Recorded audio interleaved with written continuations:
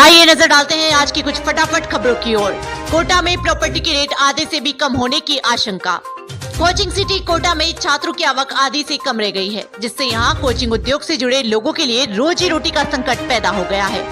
अरबों रुपए के इन्वेस्टमेंट से बने हॉस्टल भूता नजर आ रहे हैं, तो कोटा के coral park, 12 road, landmark city, Bundi road और तलवंडी, राजीव गांधी नगर, इंदिरा विहार, झालावाड़ रोड पर प्रॉपर्टी के दाम धड़ाम से नीचे गिरे हैं। ऐसे बुरे वक्त में कोटा में आने वाले 2 महीनों में प्रॉपर्टी की रेट्स 50 से 60% की कमी होने की आशंका जताई जा रही है।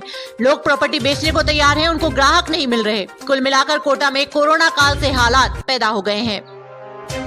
22 राज्यों में भारी बारिश का अलर्ट, कई राज्यों में अगले 24 घंटे होगी बारिश। देश के 22 राज्यों में भारी बारिश का अलर्ट जारी किया गया है। हिमाचल प्रदेश, उत्तराखंड और यूपी में अगले 24 घंटे में भारी बारिश की संभावना है। दिल्ली में बुधवार को तेज बारिश हुई और मौसम सुहाना हो गया। मौसम विभाग ने दिल्ली एनसीआर के लिए रेड अलर्ट जारी किया है। 30 जुलाई को केरल के लिए भी रेड अलर्ट जारी किया गया था। भारी बारिश से 150 से अधिक लोगों की मौत हो गई है। आप बाहर जाइए, आपको देख लूंगा। संसद में रेल मंत्री अश्विनी वैष्णव से हनुमान बेनीवाल की बहस। राष्ट्रीय लोकतांत्रिक पार्टी के प्रमुख और राजस्थान के नागौर से सांसद हनुमान बेनीवाल की रेल मंत्री अश्विनी वैष्णव के बीच संसद में गुरुवार 1 अगस्त को चर्चा के दौरान जोरदार बहस हुई। हनुमान बेनीवाल कटौती प्रस्ताव पर चर्चा के दौरान राजस्थान से जुड़ी रेल संबंधी मांगों के बारे में बात करना चाह रहे थे, लेकिन हनुमान बेनीवाल का आरोप है कि उनके साथ रेल मंत्री ने बदतमीजी की और उन्हें सदन से बाहर जाने के लिए कहा।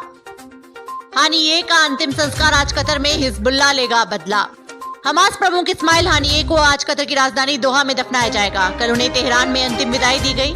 हजारों लोगों ने तेहरान यूनिवर्सिटी में उनके शव को देखा और फ्रीडम स्क्वायर तक शव यात्रा निकाली गई। सुप्रीम लीडर अयातुल्लाह खामनेई भी अंतिम यात्रा में शामिल हुए। हरियाणा चुनाव, बीजेपी देगी नेताओं के रिश्तेदारों को टिकट। 2024 के लोकसभा चुनाव में मिली शिकस्त के बाद आरएसएस और बीजेपी के बीच तालमेल बढ़ाने के लिए सोमवार शाम 5 घंटे की बैठक हुई। इस बैठक में भाजपा नेताओं के रिश्तेदारों को टिकट देने पर चर्चा हुई। हरियाणा में करीब दर्जन भर नेता अपने रिश्तेदारों के लिए टिकट मांग रहे हैं। हालांकि वंशवाद का विरोध बीजेपी की यूएसपी रही है। आरएसएस और बीजेपी ने इस मुद्दे पर सहमति बनाने की कोशिश की।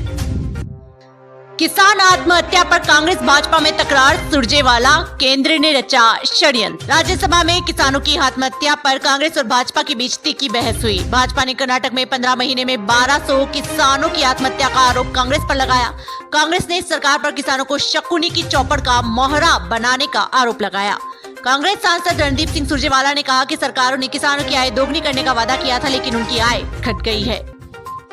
हापुड़ में मदरसे के सामने कावड़ यात्रा में बवाल, थूकने पर हुआ पथराव। उत्तर प्रदेश के हापुड़ में कावड़ियों पर मदरसे के सामने थूका जाने के बाद हंगामा हो गया। कावड़ियों का आरोप है कि उनके ऊपर थूका गया और उनकी कावड़ को खंडित करने का प्रयास किया गया। कावड़ियों ने मदरसे पर पत्थर से हमला किया। पुलिस मौके पर पहुंची और हालात को काबू में किया। विश्व हिंदू परिषद के जिलाध्यक्ष सुखदीर अग्रवाल ने आरोपी व्यक्ति की पहचान कर कार्रवाई की मांग की है। दृष्टि आईएएस ने किया ऐलान, राजेंद्र नगर हादसे के पीड़ित परिवारों को देंगे मुआवजा।